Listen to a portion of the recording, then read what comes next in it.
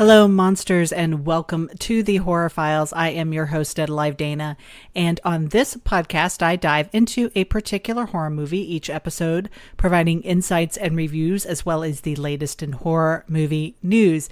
And it is the 75th episode of the Horror Files, you guys. And what better way to celebrate than with a very special episode? Now, you know, I talk a lot about horror movies, mostly on an individual scale on this podcast. But I thought, you know, with the Academy Awards happening tonight, I would do an episode that's a little bit more wide-ranging. And of all the nominated movies tonight, 0 are for horror films. So I wanted to take a look at why horror seems to be so marginalized in mainstream award circles, and the history of horror films that have kind of been able to punch through that barrier. And also, is it essential for horror to be accepted by mainstream awards? That's right, monsters. For this episode, I will be discussing the horror of the Oscars.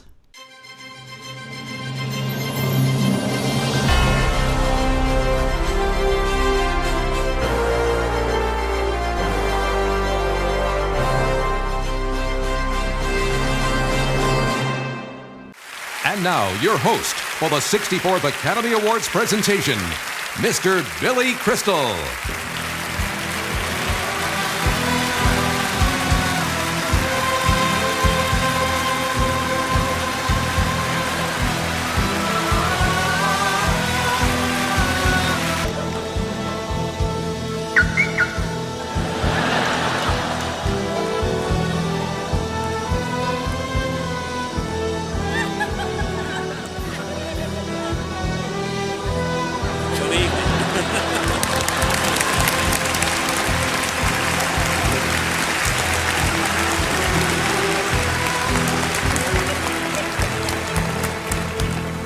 I'm having some of the Academy over for dinner. Care to join me? Yes, anytime. Anytime. Good evening. Remember me? Thank you very much.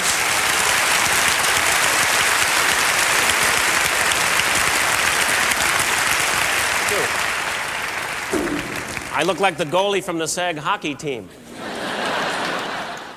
So, essentially, at the 1992 Oscars, host Billy Crystal arrived on stage dressed as Hannibal Lecter and kind of trading the straitjacket for the tuxedo. He put on Lecter's iconic mask and actually walked into the audience where Anthony Hopkins sat. And it was kind of a sign of the cultural impact that Silence of the Lambs had that year. And this was a very important moment, and this is why I'm kind of starting off the podcast at this moment, because it went on to sweep 5 Oscars that night, including Best Picture. And it has been the only horror film in the, we're at 96 Academy Awards. So in 96 years, it has been the only horror movie to win Best Picture. And it's become clear in the past few years that there are certain styles of movies that are more likely to do well at the Academy Awards than others. And the Academy clearly has a favoritism for period piece movies. You look at something like Lincoln, The Favorite. For this year, you look at something like Killers of the Flower Moon, which is also is also a novel adaptation, which the Academy also likes. You look at things like war epics, like 1917 and Dunkirk, and biopics like Bohemian Rhapsody, The King's Speech, and you have like tonight you have you have Mastro, you have Oppenheimer, that are nominated all for Best Picture, and there are certain genres that have kind of started to become newly appreciated by the Academy. So in particular, the comic book movie, which has been able to, with the success of the Marvel universe, has been able to push its way forward a little bit more in the mainstream Academy Awards. You look at something like Joker as well, which earned the most nominations in 2019 from the Academy. And then you had, of course, in 2018, you had 3 wins for Black Panther. But there are certain genres that seem to, sorry, my voice just cracked right there, to be more harshly treated by the Academy in the span of its 96 years. And none seem to be as bad as the horror genre. There's a narrow-minded discrimination against horror that predates even cinema. It's alive! It's alive! The sense that it's basically a disreputable genre, lacking the prestige or importance of serious art. It's too juvenile, silly, grotesque. To use a highly technical term, just too icky. When you view the sort of historical drama or romance long favoured by the Academy, it's clear that they often fail to see past the literal, the earnest, obvious message.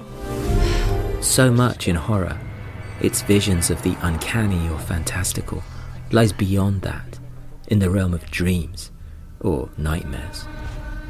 When horror speaks of real-world issues or fears, whether it's repressed desires or political paranoia, Miles, where do they come from? I don't know.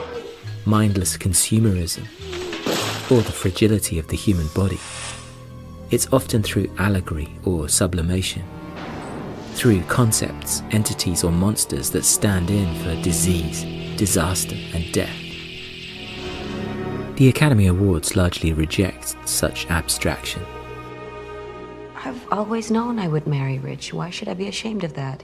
What's happening? Florence Pugh's self-actualization and taking on the patriarchy in Little Women is a far safer bet than in Midsommar. Voters are, somewhat disturbingly, much more comfortable seeing Lupita Nyong'o enslaved on an antebellum Deep South plantation than as a scissor-wielding subterranean shadow twin taking back control.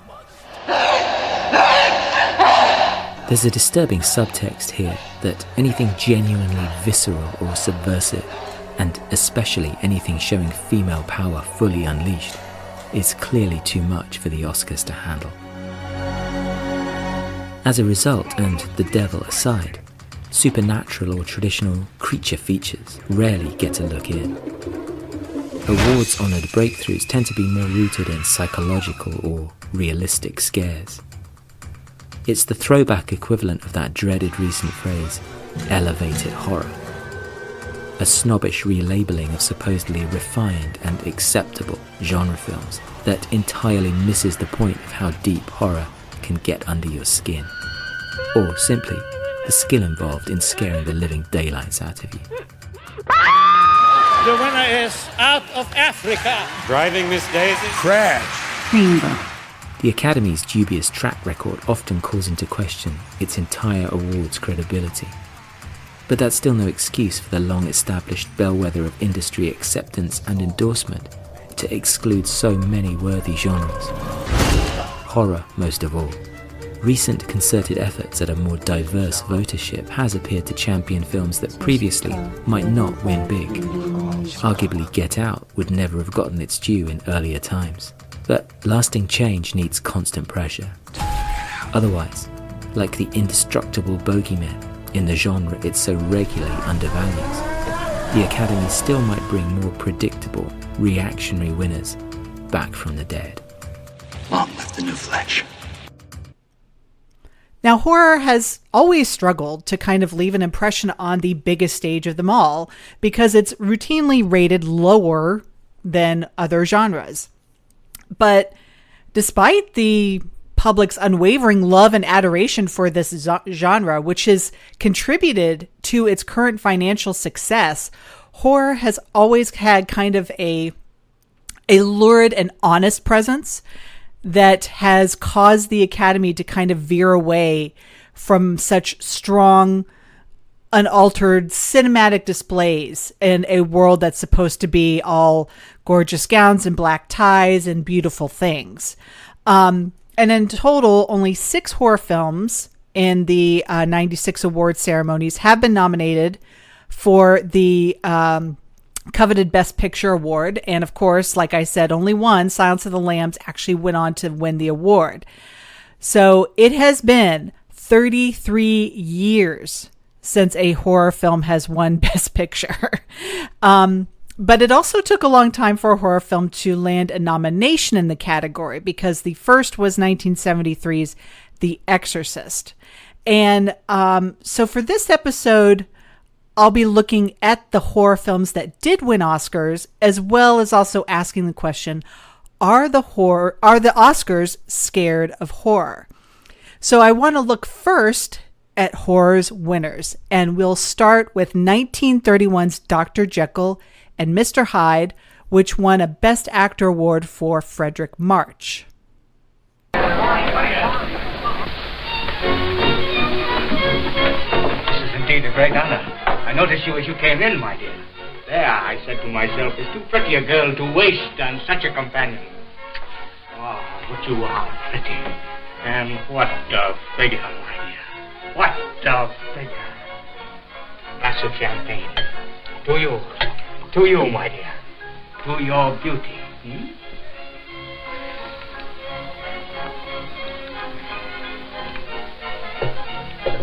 Must be going now. Going?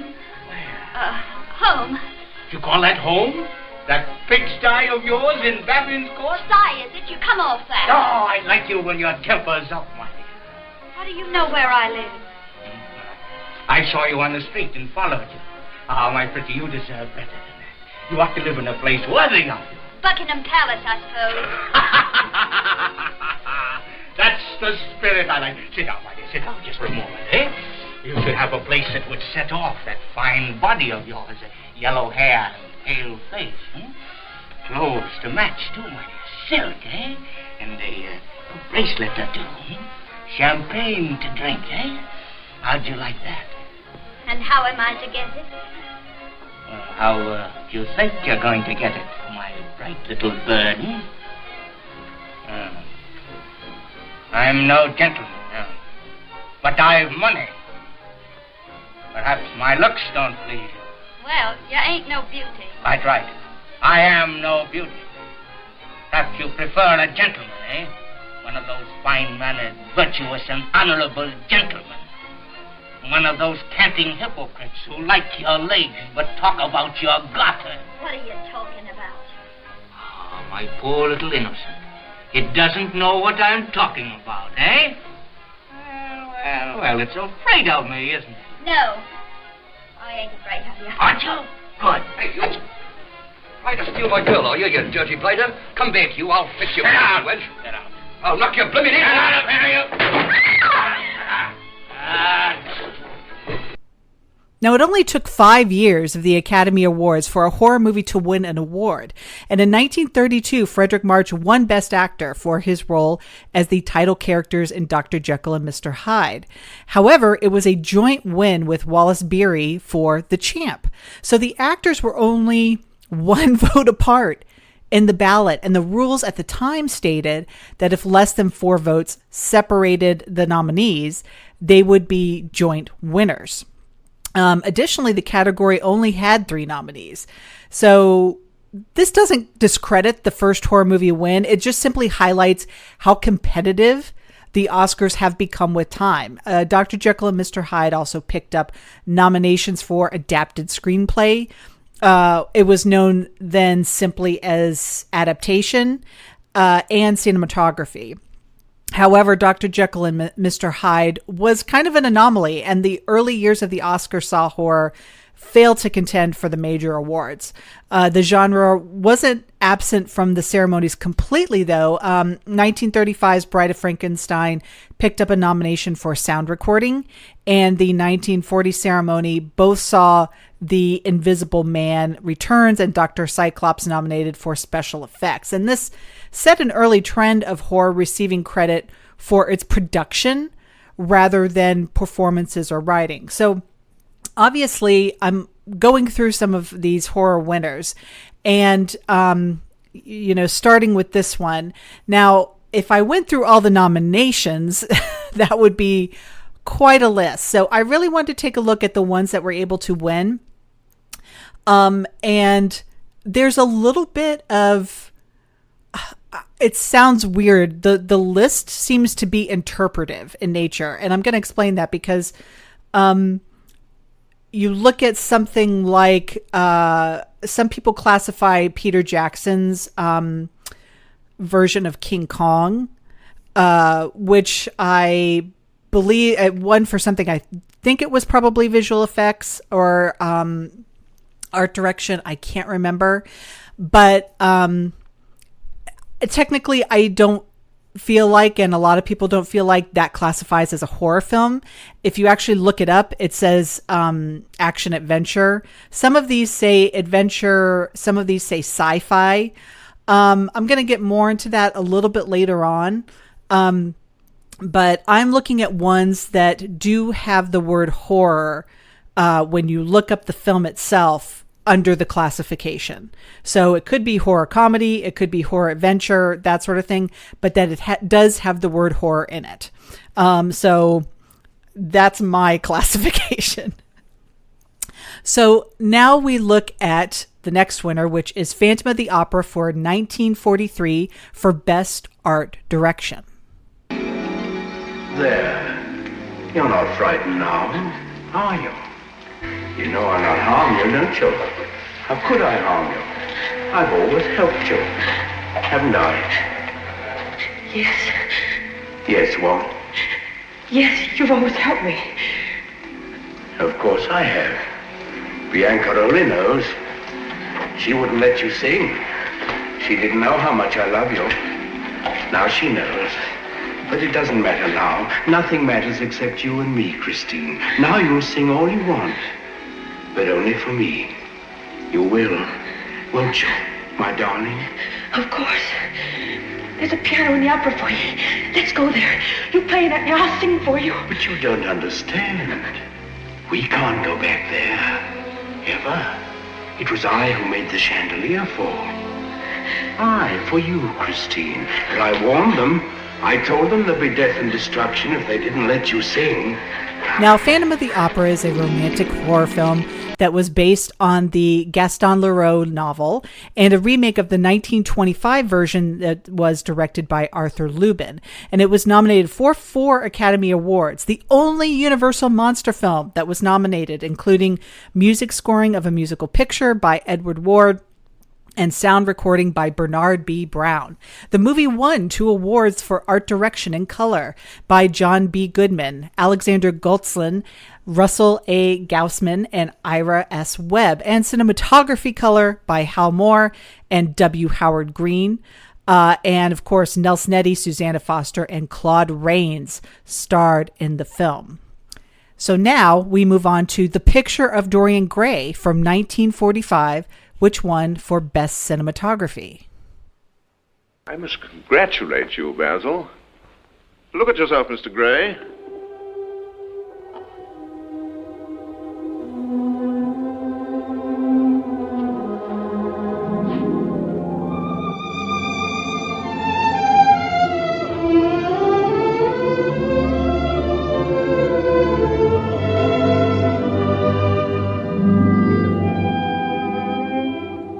I grow old, this picture will remain always young. If it were only the other way, if it were I who was always to be young, and the picture that was to grow old. You would hardly care for such an arrangement, Basil. It would be rather hard lines on your work. I should object strongly, Harry. You oughtn't to express such a wish in the presence of that cat, Dorian. It's one of the 73 great gods of Egypt, and is quite capable of granting your wish. Now, this was adapted from a novel by Oscar Wilde, and The Picture of Dorian Gray tells the story, of course, of a man who is kind of cruel and selfish but never ages because a portrait painted of him ages instead, showing the depravity of his character. It was directed by Albert Lewin and stars George Sanders, Donna Reed, Angela Lansbury, Peter Lawford, and Hurd Hatfield as Dorian Gray. And it was nominated for 3 Academy Awards, including Best Art Direction interior decoration, Black and White by John Bonnar, Cedric Gibbons, Hugh Hunt, Hans Peters, and Edward B. Willis. Best Actress in a Supporting Role for Angela Lansbury, but it only won in the third category, which was for Best Cinematography. Now we move on to Whatever Happened to Baby Jane from 1962, which won for Best Costume Design. Oh, good morning, Miss Hudson. I hope I'm not intruding. I just couldn't resist cutting these flowers for your sister after seeing her show yesterday. You must be very proud of her new success. On television, I mean. Yeah. I can't tell you how nice it is to be seeing all of her old pictures like this. I'll tell you said so. You know, my daughter and I would just love to meet her one day. Perhaps she could... Mrs. Bates, my sister doesn't ever go out. She's not fit to receive visitors. Oh, I am sorry to hear that. I had no idea that... Well, I hope she likes the flowers. Thanks.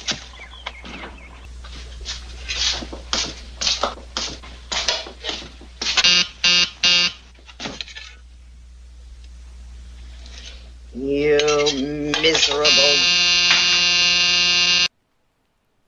So this movie was a psychological horror film that was directed by Robert Aldrich and starred Bette Davis and Joan Crawford, who were two actresses who very infamously had a real life feud, which played perfectly into this film. It was nominated for Best Sound, Best Cinematography, Black and White, Best Supporting Actor, Victor Buono, and Best Actress, Bette Davis. But it only won for Best Costume Design with the costumes by Norma Koch. So now we move on to Rosemary's Baby in 1968 for Best Supporting Actress, Ruth Gordon. Listen, dear, got a good doctor? Oh, yes, a very good one. One of the top obstetricians is a dear friend of ours. Abe Saperstein delivers all the society, baby. Abe Saperstein? One of the finest obstetricians in the country. Wasn't he on Open End a couple of years ago? That's right. Well? What about Dr. Hill? Oh, don't worry about Hill. I'll tell him something. You know me. Listen, I don't let you go to no Dr. Hill nobody ever heard of. The best is what you're going to have, young lady. Where's your telephone, huh? It's in the bedroom. He's a brilliant man. Very sensitive. Rose, sit down. Sit down. No, sit I'm down. fine. Abe? Minnie. Fine. Listen, Abe, a dear friend of ours just found out today she's pregnant. Yeah, isn't it? I'm in her apartment right now. And we told her you'd be glad to take care of her. You wouldn't charge her none of your fancy society prices, neither. Well, just wait a minute. So, of course, in this, Mia Farrow plays the mother of the Antichrist, Rosemary Woodhouse, in this horror film that was also based on a book by Ira Levin. And the film won an Academy Award for Best Supporting Actress by Ruth Gordon as the fantastic villainous Minnie Castevet. This was an incredible performance, and it was she had been, working for so many years, but I do want to play a little bit of a clip of her when she won her award, because I just think it's fantastic.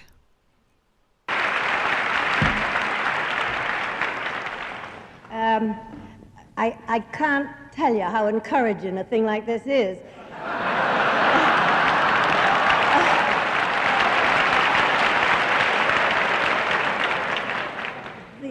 The first film that I was ever in was in 1915, and here we are, and it's 1969. Actually, I don't know why it took me so long, though I don't think you know that I'm backward.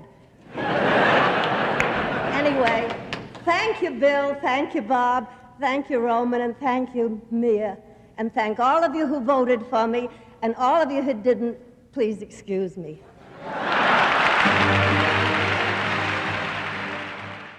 All right, so now we move on to The Exorcist, 1973, which won for Best Screenplay and Best Sound.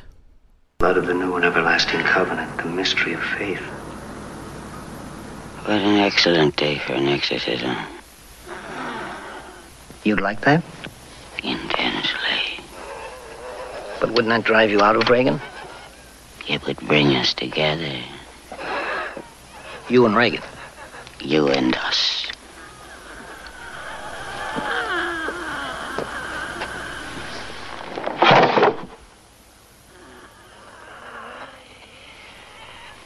Did you do that?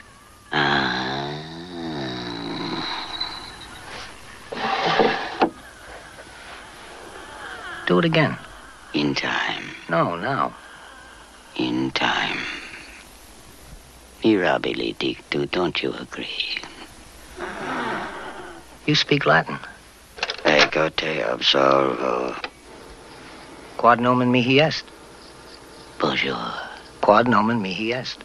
La plume de ma tante. How long are you planning to stay in Reagan? Until she rots and lies stinking in the earth. So, of course, this was William Friedkin's horror masterpiece. It was a huge financial success. It was a cultural phenomenon after the studio refused to screen it for critics. And it was only booked in about 30 theaters. They thought it was very unlikely it was going to make any money. They didn't know what to do with the film.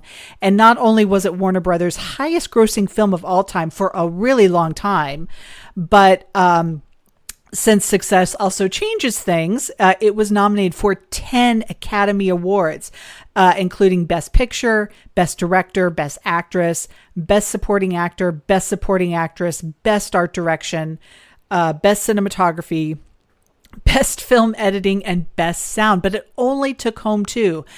It was the first horror movie to be nominated for Best Picture, and it won Best Screenplay based on material from William Peter Blatty's book, and also Best Sound for Robert Knudsen and for Chris Newman. And so now when you get to The Exorcist, you kind of start to see even more of the huge impact that horror is starting to have in the mainstream. And so The Exorcist, like I said, because it was such a huge cultural phenomenon, it made so much money.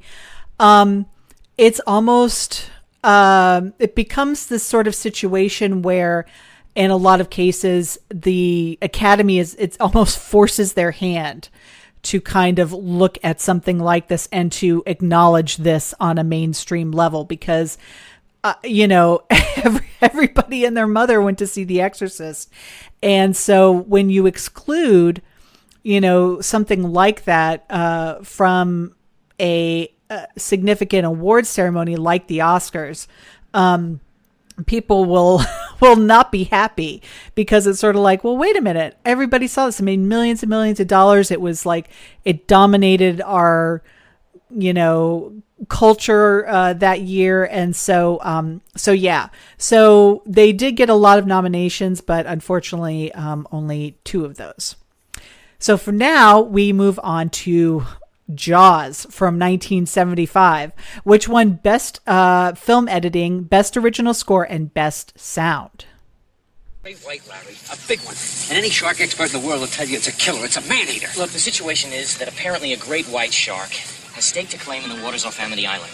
And he is going to continue to feed here as long as there is food in the water. And there's no limit to what he's going to do. I mean, we've already had 3 incidents. 2 people killed inside of a week, and it's going to happen again. It happened before. The Jersey Beach. 1916, there were 5 people chewed up in the surf. In 1 week. Tell them about the swimmers. A shark is attracted to the exact kind of splashing and activity that occurs whenever human beings go in swimming. You cannot avoid it. If you open the beaches on the 4th of July, it's like ringing the dinner bell, for Christ's sake. Mr. Vaughn, I pulled a tooth the size of a shot glass out of the wrecked hull of a boat out there, and it was the tooth of a great white. It was Ben Gardner's boat. It was all chewed up. I helped tow it in. You should have seen him. Where is that tooth? Did you see it, Brody? No, I didn't see it. He dropped it. I had an accident. And what did you say the name of this shark is? It's a Carcharodon carcharius. It's a great white.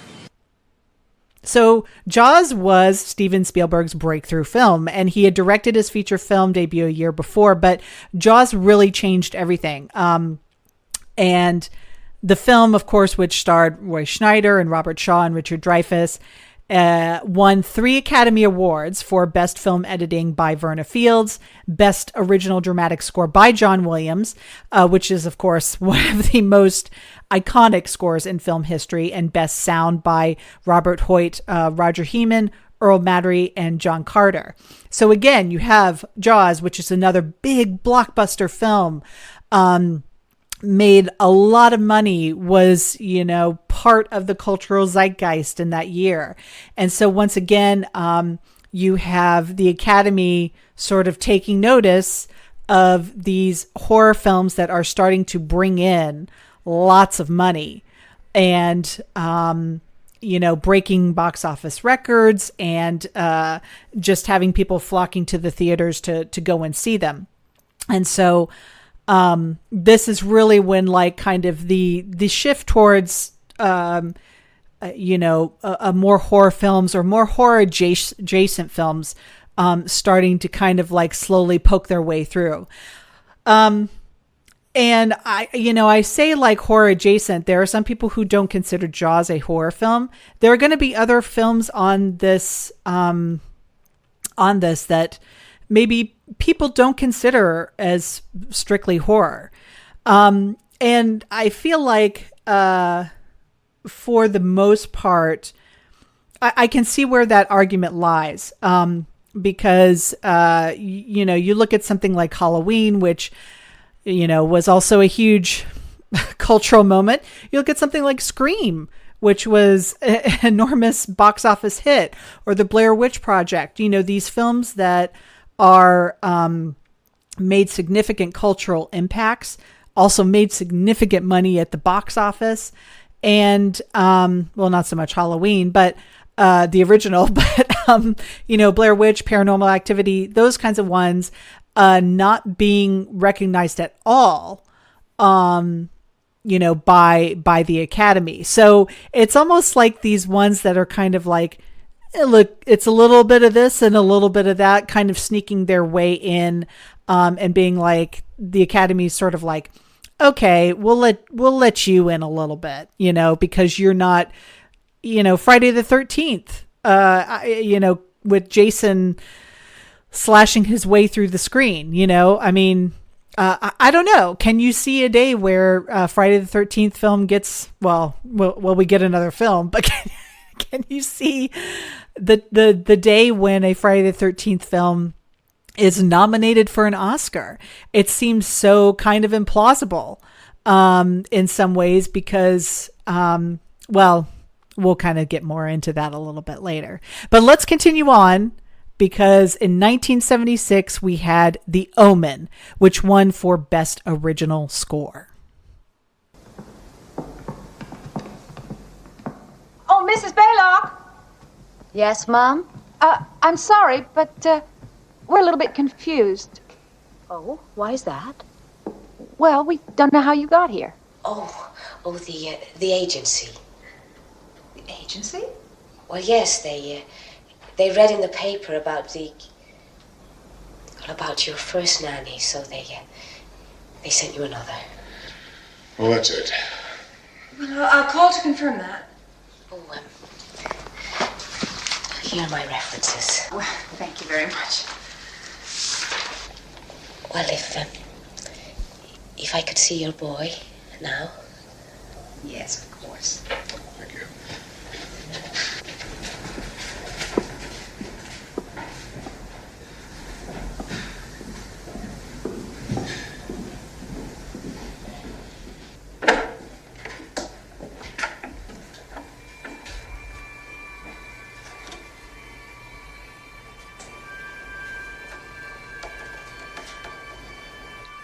Have no fear, little one.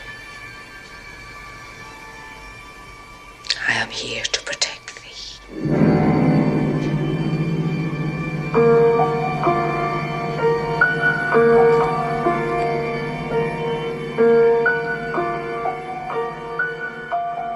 Now, The Omen is a film that you wouldn't have expected from director Richard Donner, unless you know that he did direct episodes of The Twilight Zone, including that celebrated one, Nightmare at 20,000 Feet.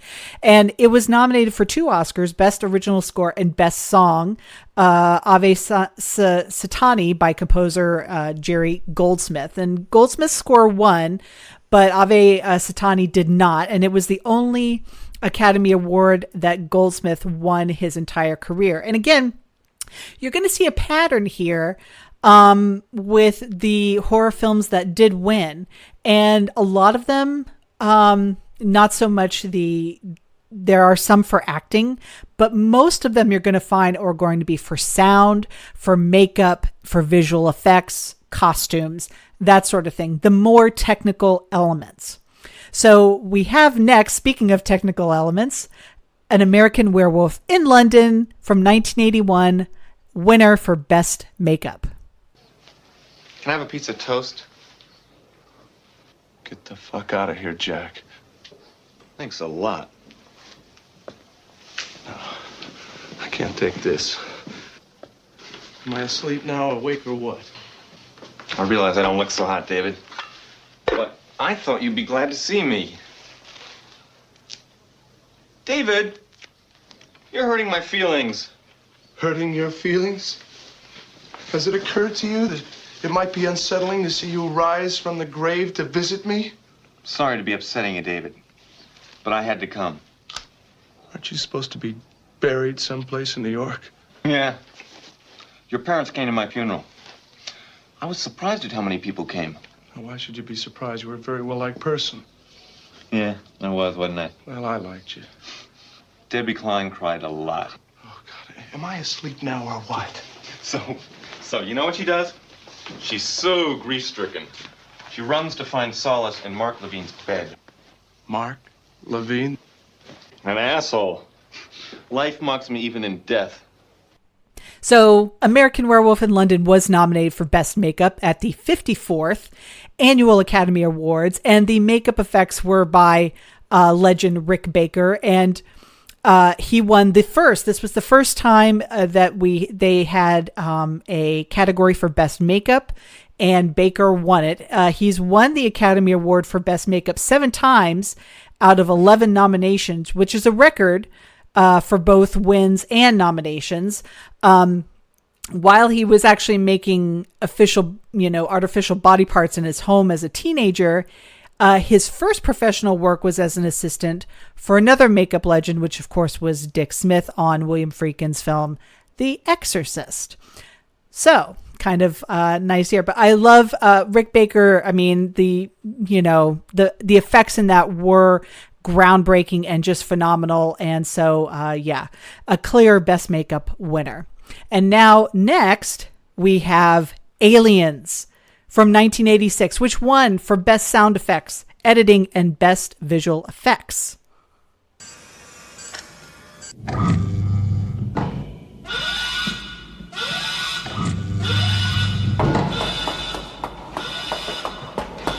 What is it? What's going on? They're coming. Where? In the tunnel. Here we go. A and B gun tracking and firing. Multiple targets.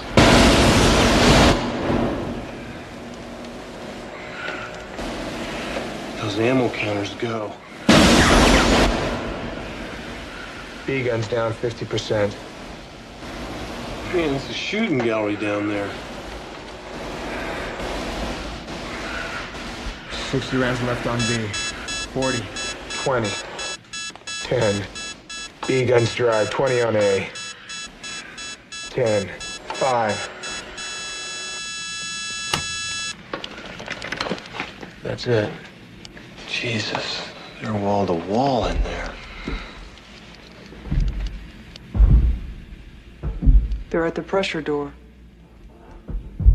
Man, listen to that. This is unbelievable. 20 meters in closing. 15. How many? Can't tell. Lots. D gun's down 50%. So Aliens, of course, was directed by James Cameron, and it was nominated for a total of 7 Academy Awards. Again, mostly in technical categories. It won for Best Sound Effects, editing by Don Sharp, and Best Visual Effects that were done by Stan Winston, John Richardson, Suzanne Brenson. Sigourney Weaver was nominated for Best Actress and Best Original Score for Horner, Best Art Director for Peter Lamont and Crispin Salas, Best Editing for Ray Lovejoy, and Best Sound for Graham V. Hartstone, Nicholas Le Messier, Michael A. Carter, and Roy Chairman, but it did not win in any of those categories, unfortunately. So now next, again, for another technical win, we have The Fly from 1986 for Best Makeup. You're changing, Seth. Everything about you is changing. You look bad. You smell bad. I've never been much of a bather. Those weird hairs that were growing out of your back, I took them to a lab. I had them analyzed. The hairs? The hairs? Oh. Yeah, that's a strange thing to do. Not as strange as the results. The guy at the lab had trouble identifying them. He finally came to the conclusion that they were definitely not human. Oh. Very good. Not human, Seth. In fact, very likely insect hairs. So the remake of The Fly, which of course was directed by David Cronenberg, was very highly regarded film when it came out. It had graphic and gooey makeup effects, and it won the Academy Award in Best Makeup, which were created over 3 months, kind of working backwards from the final result, the Brundlefly. Chris Wallace was the makeup effects artist who went on to direct the sequel to the film. And though Cronenberg's work as a director was praised as very artful and touching, he was not nominated for it, which is a shame. So now we have next, surprisingly maybe, Beetlejuice from 1988, which won Best Makeup. Oh, having trouble with a living? You tired of having your home space violated? You want to get rid of them pesky living critters once and for all? Well, come on down and see me, folks, because I'm the after-night's leading bioexorcist. Yes, there is. Come on down here, and I want to tell you, I'll do anything. I'll scare them real bad. The point is, folks, I'm going to do anything to get your business. Hell, I'll possess myself if I gotta. Whoa! Yo, I got demons running all through me. All through me. Come on down here and see it. And hey, Jack, now, you get a free demon possession with every exorcism. Now, you can't beat that, can you? And bring a little parts down here. Hell, we got plenty of snakes and lizards for them to play with. There's no problem with that at all. So, say it once, say it twice, third time's a charm. And remember, I'll eat anything you want me to eat. I'll swallow anything you want me to swallow. So come on down now. Chew on a dog. Oh! So Beetlejuice, of course, was that fun horror comedy in 1988 about the afterlife that starred Michael Keaton and Gina Davis, Alec Baldwin, and Winona Ryder, and was directed by Tim Burton. It was his first horror, quote, film, but he would go on to make, of course, many more after this. And his debut feature was Pee-wee's Big Adventure, of course. The Academy Award that it won for Best Makeup was for Steve Laporte, V. Neal, and Robert Short. So Beetlejuice did win an Oscar. So now we have a fantastic one. This is for Misery from 1990. And a Best Actress win for Kathy Bates.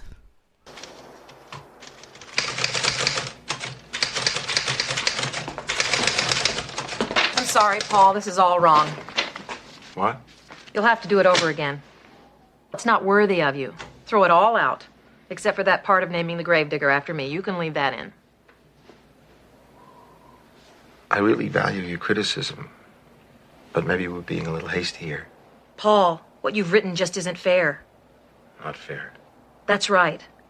When I was growing up in Bakersfield, my favorite thing in all the world was to go to the movies on Saturday afternoons for the chapter plays. Cliffhangers. I know that, Mr. Man. They also call them serials. I'm not stupid, you know.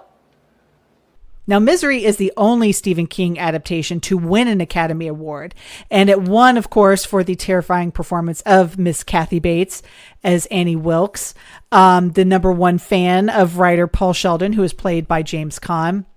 The film is one of the best loved and critically acclaimed King adaptations, of course, aside from The Shawshank Redemption, which was also nominated for more Oscars, but it did not win any of the awards. So now we come to the significant one, which was Silence of the Lambs in 1991. Now, this one won, of course, for Best Picture, Best Actor for Anthony Hopkins, Best Actress for Jodie Foster, Best Director for Jonathan Demme, and Best Adapted Screenplay. That expires in 1 week. You're not real FBI, are you? I'm still in training at the academy. Jack Crawford sent a trainee to me. Yes, I'm a student. I'm here to learn from you. Maybe you can decide for yourself whether or not I'm qualified enough to do that. That is rather slippery of you, Agent Starling. Sit, please.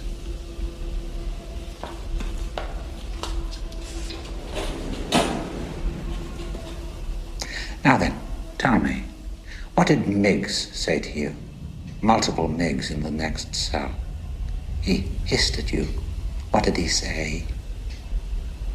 He said, I can smell your cunt. I see. I myself cannot.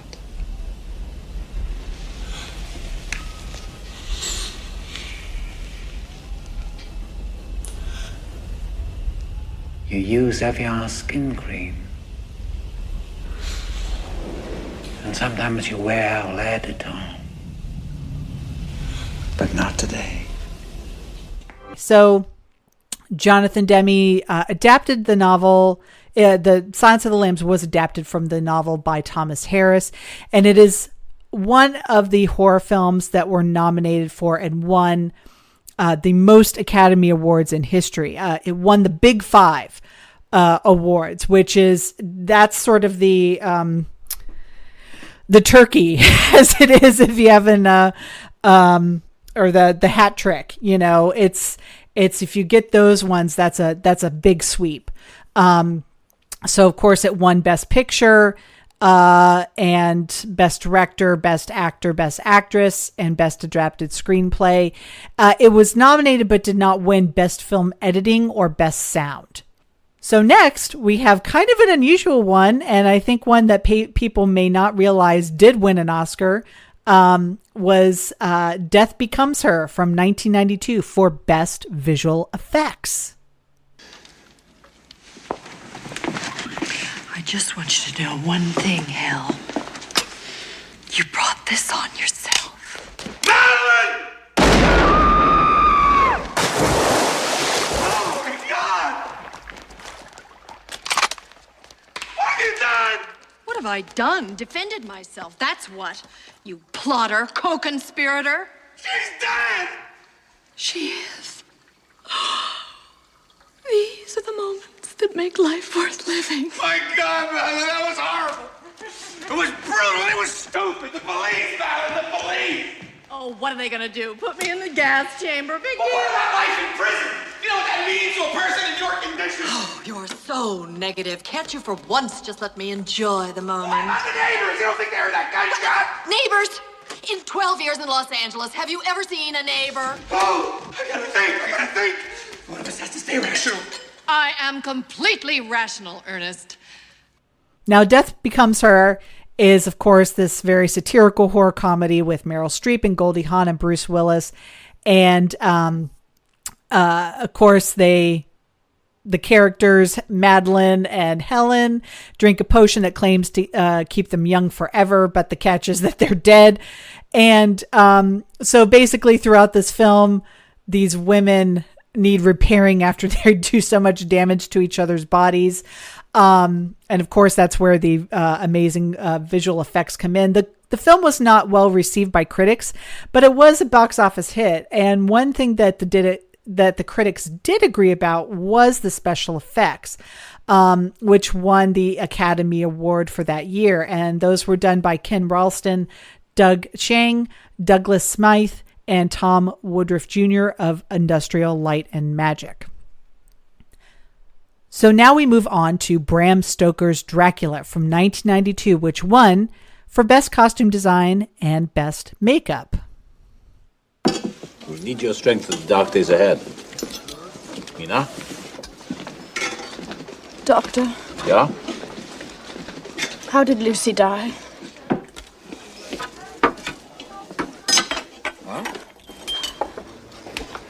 Was she in great pain? Yeah, she was in great pain. Then we cut off her head and drove a stake through her heart and burned it, and then she found peace. Doctor! Please. So Francis Ford Coppola's gorgeous adaptation of Bram Stoker's Dracula was a financial success, and it was nominated for 4 Academy Awards, of course, in all technical categories: Best Art Direction, Best Costume Design, Best Makeup, and Best Sound Editing. It won 3 of the Oscars for Best Costume Design by Iko Ishikoya, who is fantastic. Best Makeup by Greg Canham, Michelle Burke, and Matthew M. Mungle. So again, excuse me, we have again this pattern here that starts to continue to happen after the Silence of the Lambs, when especially where you have pretty consistent nominations, because you got 91, 92, 92, 2 year, the same year. And then this next one, 99. Again, these are all for, technical awards, not so much for acting or directing or for Best Picture. So the next one we have is for Sleepy Hollow from 1999 for Best Art Direction. How much of your superiors explained to you, Constable? Only that the 3 were slain in open ground, their heads found severed from their bodies. Their heads were not found severed. Their heads were not found at all. The heads are gone? Taken. Taken by the Headless Horseman. Taken back to hell. Pardon, I don't... Perhaps you had better sit down.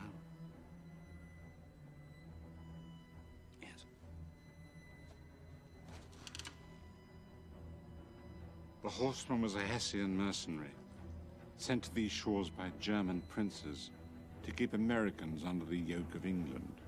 But unlike his compatriots, who came for money, the Horseman came for love of carnage. When battle was joined, there you'd find him. Now, of course, Tim Burton's Sleepy Hollow is a gothic horror film with Burton's quintessential stylish, spooky look and atmosphere. It was nominated for 3 Academy Awards, including Best Art Direction by Rick Heinrichs and Peter Young, and the film won in that category. It was also nominated for Best Cinematography, as well as Best Costume Design by Colleen Atwood. So now we go to Sweeney Todd, the Demon Barber of Fleet Street for 2007 for Best Art Direction. Business needs a lift, debts to be erased, think of it as thrift, as a gift, if you get my drift. Seems an awful waste. I mean, with the price of meat, what it is, when you get it, if you get it. Good, you got it. Take, for instance, Mrs. Mooney at a pie shop. Now, again, we have another Tim Burton film and another Johnny Depp film, actually. Sweeney Todd was directed by Tim Burton and, of course, is the adaptation of the highly successful stage play by Stephen Sondheim. It was nominated for 3 Academy Awards: Best Actor for Johnny Depp, Best Costume Design by Colleen Atwood, and in the one category that it won, Best Art Direction by Dante Ferretti and Francesco Lo Sciavaio. So we now get into 2010's The Wolfman, which won for Best Makeup.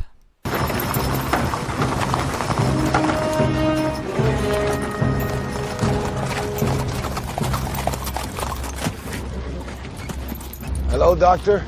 I thought our appointment was until Friday. Come with us. It's nearly the full moon. You were bitten by the beast. You bear his mark now. Mr. Talbot, there are many of us here who are looking for a natural explanation. Help us. Come on, Talbot. Show us your wound. We're told it heals in an unnatural way. Will you let him murder your wives and children?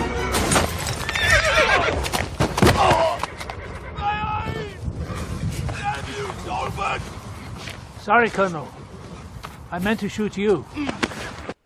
Now, the 2010 remake of this 1941 film, The Wolfman, was directed by Joe Johnston and starred Benicio del Toro and Anthony Hopkins, Emily Blunt, and Hugo Weaving. It was not a box office success, even with a script co-written by Andrew Kevin Walker. It was still no surprise that Rick Baker and makeup effects supervisor Dave Esley's werewolf makeup effects that won an Academy Award for the best makeup, and this was at the 83rd Academy Awards. So again, continuation, art direction, makeup. This is where the horror films, seem to only clean up. But we have a shift that year as well, which was Black Swan from 2010 with a Best Actress win for Natalie Portman. Do you have any corrections?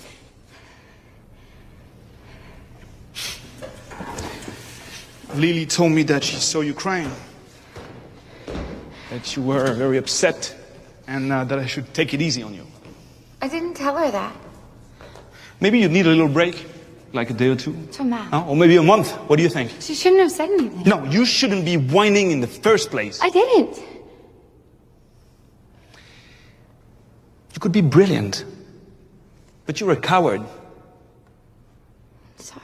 Now stop saying that! That's exactly what I'm talking about! Stop being so fucking weak! Again!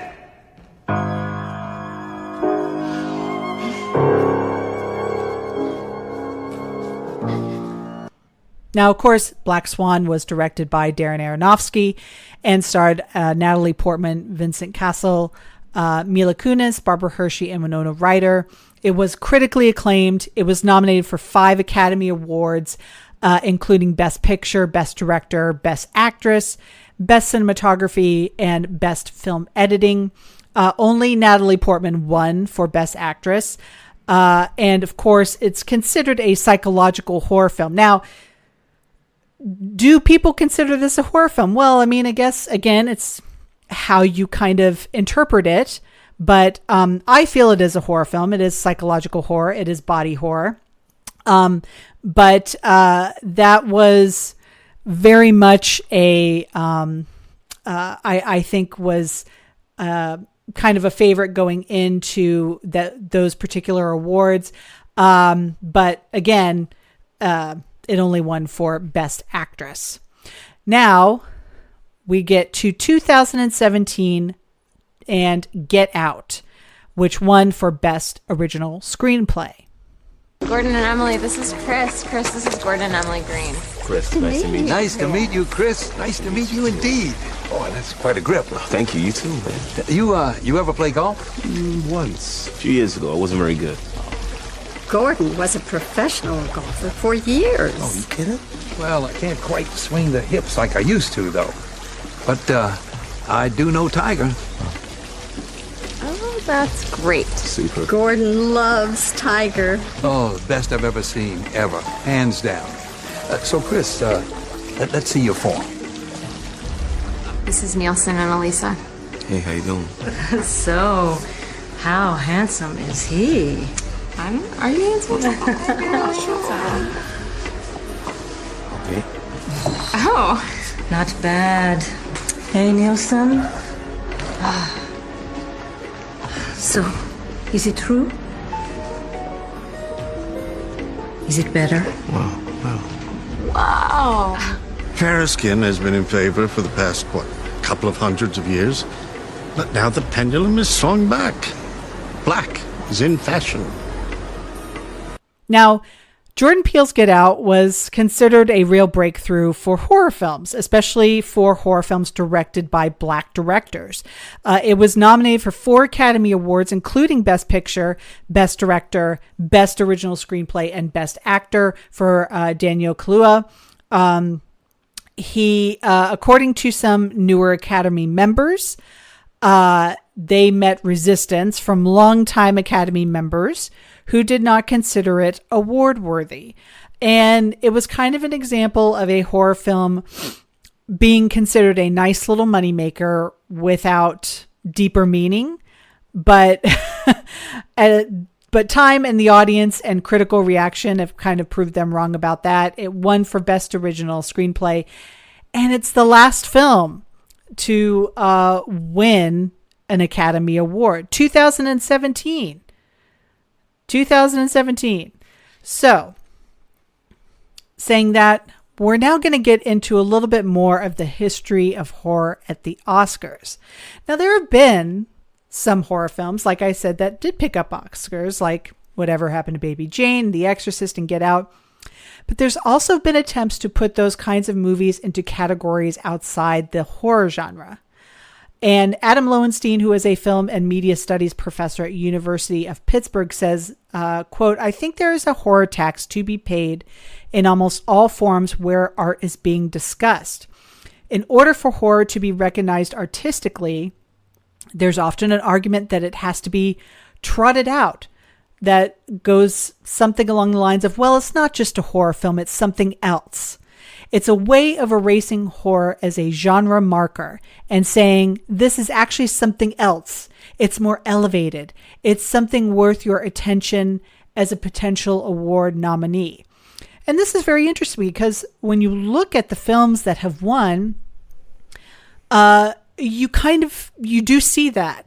You see something like Black Swan, can't even talk, which is like, well, it's not just psychological horror. It's something that's elevated. And, but then you say something like that and, something like Hereditary gets passed over. So there's been a lot of discourse from critics over the years that kind of push back on the idea that, Silence of the Lambs was the only horror film to win a Best Picture Oscar. Some people argue there have been op-eds about The Shape of Water and Parasite, which won Best Picture in 2018 and 2020, respectively, that argue that these movies do fit in the horror genre. They do contain elements of horror. And that's really kind of the discussion. Is it horror, or is it something else? Is it sci-fi with horror elements? Is it a drama with horror elements? And what is the need for, I guess, it to be pure horror? Does it have to be pure horror? Is it enough? I find that question really kind of interesting because I think in, knowing as a horror fan, as someone who talks with a lot with people who do love horror, they're very passionate about horror films for a specific reason. And it's sort of the uncompromising purity of the form that's very much appreciated and that's considered very precious to them. I'm not saying everybody, but there are a lot of people that are like that out there, that are more like, well, this is not really horror. This is like kind of diluted horror. This is palatable horror. And I think that's where kind of a little bit more of those differences kind of play into shape? I think there's been a problem throughout the history of the Oscars with not only with horror, but also science fiction and other fantasy-related genres that they seem to be just not taken as seriously as dramatic films or even comedies or musicals or other genres. There's a sense, sort of a mistaken idea that fantasy genres are more, I don't know, immature or juvenile or something. Once in a while, there will be a big exception, as with The Silence of the Lambs, which is probably the most prominent horror film to receive major awards, including Best Director and Best Picture. But generally speaking, there are very few other horror films that have even been considered for the top award. Horror has been such a showcase for really incredible craftsmen and technicians. I mean, American Werewolf in London basically created the Best Makeup Oscar. And that is a really wonderful way to see a genre shine. And I think it's almost ironic this year that in a year where a lot of the conversation has been around horror and horror being recognized, and you see Shape of Water and Get Out being elevated to Director and Best Picture, we're not seeing Shape of Water get nominated for Best Makeup, which is a total shame, because that creature work is incredible, and I think almost the Best Makeup category has left horror behind. And that's sort of the weird sadness of this year for me. And then you take a look at something like acting in horror. Now, I'm going to use this example because I think it's a terrific example, but specifically, you look at something like Toni Collette's performance in 2018's Hereditary. Now, this performance was lauded by fans and many critics, but it went unrewarded by the major awards, and including the director, Ari Aster. You know, he had already knocked out 2 award-worthy horror films for A24. He did Hereditary and then followed up with Midsommar. And I think there's a large population of people who would easily declare that Toni Collette's performance in Hereditary was one of the greatest performances of the decade. And I'm riding that bandwagon with them. It's not shocking, but I found it extremely disappointing that the Academy were not willing to embrace her performance. And I feel like also Oster's cinematographer, Paweł Pogorzelski, I'm sorry, that's a hard name to say, who did fantastic work in both of them. It's some of the strongest cinematography that I think that we saw that decade as well. But these were not taken into the consideration of the Academy. And so I want to go back to what Adam Lowenstein says about this as well, because he argued that other actors can see their value. And he said that, quote, Hereditary is a great example of the kind of horror film that gets the attention of actors as great and recognized as Toni Collette, and that there's a recognition at that level among actors looking for challenges that horror matters. There was also disappointment as well for Lupita Nyong'o, who played 2 characters in Us that didn't get nominated. And, many people thought, well, of course, she should have 2 nominations. She played both roles and she put her foot in both roles and, really knocked it out. And she Nyong'o did an interview with BuzzFeed, and said that she had, wasn't aware of the bias against horror films from the Academy.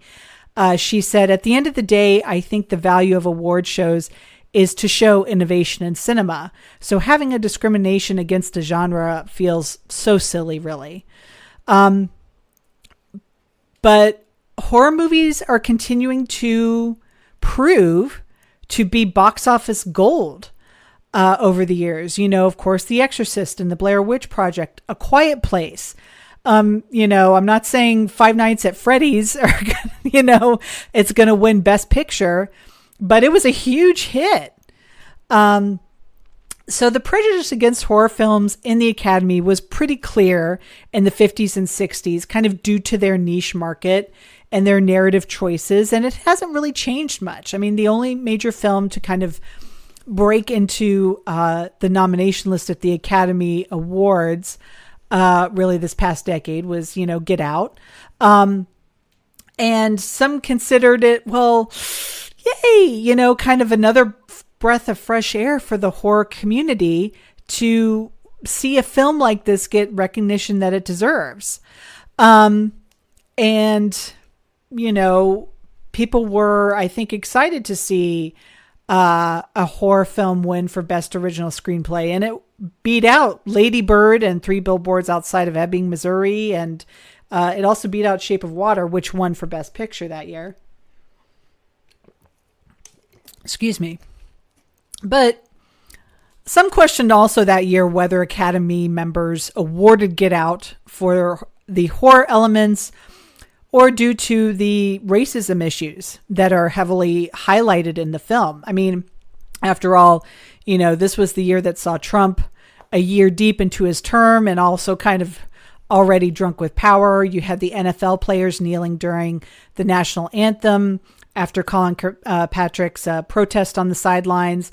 You had a violent rally in Charlottesville, Virginia, where groups of neo-Nazis and white supremacists gathered to protest the Robert E. Lee statue removal. So you can't deny that also what's going in society on a political and social level is not going to play into such a huge visual, platform as the Academy Awards. And it was considered a win for horror, but it was also clear that the genre, may not be the reason why it was there in the first place. It wasn't an easy victory, supposedly, for the makers of the film. Jason Blum, who's of course the founder of Blumhouse, told Screen Daily at the time that the studio encountered a lot of prejudice while trying to get the market, while trying to market the film as a potential Oscar winner. He said, quote, "I think there's still a good section of the Academy that dismisses horror no matter what the movie is. There's a group of them who will not vote for or even watch a scary movie." Before the Academy Awards ceremony that year, voters were polled by Vulture, and they flat out described their distaste for Get Out as a nominee. One voter called it a, quote, popcorn movie, while another stated that they, quote, wouldn't vote for Jordan Peele to win Best Director over Christopher Nolan, simply to avoid the hashtag Oscars So White controversy. Now, I haven't even brought the subject of race into the prejudice against Get Out yet, but again, you can kind of see the Academy's then largely white voter base kind of poking through. As one anonymous horror-loving voter revealed, they were shocked to learn that many longtime Academy members weren't afraid to say that they had, quote, not even seen it. So now we're entering tonight's Academy Awards. And we, again, have another crop of fantastic horror films that were turned down at the door. You look at last year's When Evil Lurks and Talk to Me. These were ones that were, critically lauded, commercially did, a solid job, especially Talk to Me, which was a big hit. And we kind of live at a time where any successful film at the box office is viewed as saving the movies. And yet the horror fans who show up to the theaters again and again are told by the Academy that the films that they love don't really matter. Now, you look at last year's nominations, about a week after the 2023 Academy Award nominations were announced. Pearl star Mia Goth spoke to Jake's Takes and discussed the Academy's long-lasting issue with horror films. And she said, quote, "I think that it's very political. It's not entirely based on the quality of a project per se. There's a lot going on there and a lot of cooks in the kitchen when it comes to nominations. Maybe I shouldn't say that, but I think that's true. I think a lot of people know that. And, I mean, Goth is, she's considered a horror it girl for sure right now. She's been in X, she's been in Suspiria, she's been in Pearl, Infinity Pool. And she said, quote, "A change is necessary. A shift should take place if they wanted to engage with the wider public. I think it would be of benefit." Well, now you say a shift. Okay. Well, let's talk about what that would take. So for starters, you have to look at the Academy's voting base. And when you imagine an Academy voter, you maybe most likely think of an older, kind of out of touch, old fart of a guy, afraid of the rising popularity of spooky box office blockbusters and popular indie horror flicks. And, with tweets from fans demanding that like Megan, should win Best Picture, kind of keeps them up at night. Well, in the past, you wouldn't have been too far off. So in 2014, a Los Angeles Times survey found that the average age among voters in the Academy, the governor's board, was 63 years old. And men made up 76% of the voting base. And a staggering 94% of them were white. Now, historically, the Academy's voting base has acted very much like Statler and Waldorf from the Muppets, those guys up in the balcony saying, "Oh, this sucks," and blah, blah, blah. I love them. And so what kind of happened, during this time or this period, you had the Oscars So White controversy and, all this sort of stuff start to happen 2017, 2018. And in 2021, the Academy invited 395 new members, boasting stats that 46% of the new voting base were women and 39% were people of color. Now, it was an improvement, sure. And yes, you look at something like Everything Everywhere All at Once, had a colossal amount of nominations, and Best Supporting Actress features more women of color than ever before, but we're still looking at what is largely the same voter base demographically, if you do the math. Now, diversity issues still continue to persist today, although, when you look at this year's governor's board, for 2024, they are the ones that decide the winners. They do include a number of women, African American, Latinx, and Pacific Americans. You have, including Lou Diamond Phillips, Ava DuVernay, and board president Janet Yang. The demographic of the board, when you still look at all of them, is still predominantly white. So you have an issue right there, not only with taking perspectives of, different cultures, races, genders into consideration for awards. You're taking marginalized voices and not considering those. You also take a marginalized genre like horror and not bring it into that consideration as well. But here's the thing. And here's the question. Does horror need the Oscars? So again, what's interesting, says Adam Lowenstein again, is that long ago movies in general were considered an art form not worth taking seriously. He said, quote, "A big idea behind the Academy Awards was as a form of legitimacy for an art form that was not usually considered art or legitimate at the time," adding that people can still see remnants of that legitimation process in the films deemed Oscar worthy. He says, quote, "These serious dramas that tend to be based on real people and real historical situations really tend to the idea that the films that deserve the most recognition are the most serious films. And genre does not do well in that framework. Genre of any kind, really. Now, especially horror. Now, for the question of whether horror as a genre should even care about the Oscars, Phil Noble Jr., who was editor-in-chief of Fangoria magazine, says no. He says horror should be rattling you. Horror should be upsetting you. Horror should be pissing off the Oscars. I think for horror to be truly effective, it can't really be part of the institution. It has to be a little bit outside of the institution. And so I get this. You know, I get that while some people are like, why isn't enough horror films nominated for Oscars? You know, where is our mainstream recognition? And I understand that because, with, horror is a voice. It is representation of people who are marginalized in some way. And that's understandable. Representation for gender, for race, for, all of these kinds of things it's important.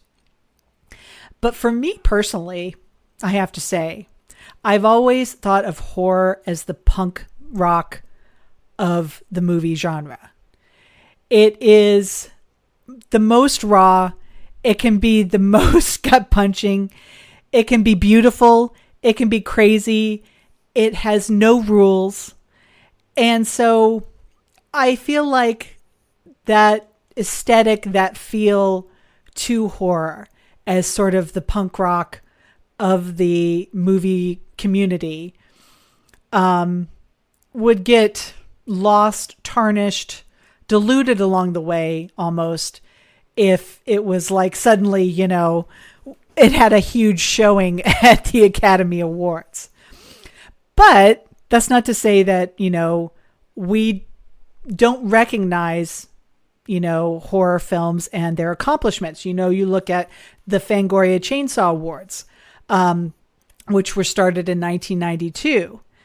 And you also look at something like the Saturn Awards. Now, the Saturn Awards were devised in 1973. And they were created by Donald A. Reed, who felt that work in films in the genre of science fiction, particularly, at that time lacked recognition from the established Hollywood film industry's award system. And so they're voted upon by members of the presenting Academy, and the Academy, it's a nonprofit organization with membership that's open to the public, and its members include filmmakers like J.J. Abrams, Bryan Singer, Steven Spielberg, Brian Fuller, Vince Gilligan, and James Cameron, among others. And although the awards still primarily focus on film and television in the science fiction, fantasy, and horror categories, the Saturns have also recognized productions in other dramatic genres. But films like Burnt Offerings, The Howling, The Lost Boys, and Army of Darkness have all won Best Horror Film Saturn Awards. And just so you know, the current Best Horror Film Award is held by Talk to Me. So there you go. You push horror into a different direction. You weave it in with fairy tales, with dark fairy tales, with dark fantasy. But do you think that there is some relationship? I'm just asking. I have no idea.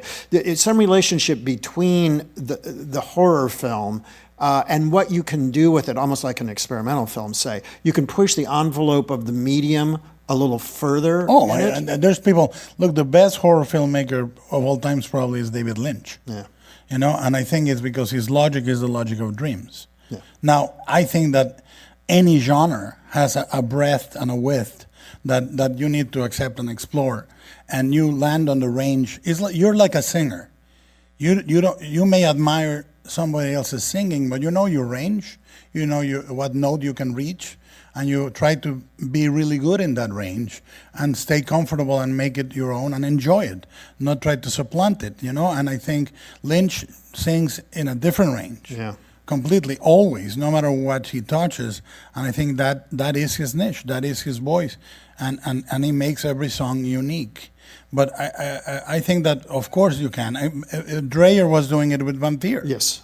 And in a strange way, that amazing movie Haxan was doing it in a very different way, you know. So yes, horror has. When people talk about horror with some disdain, I actually find it interesting because every genre is like that. There was the Theodore Sturgeon law: 90% of everything is shit, you know. To that, I oppose my own law, which is the Del Toro law: 10% of everything is really good.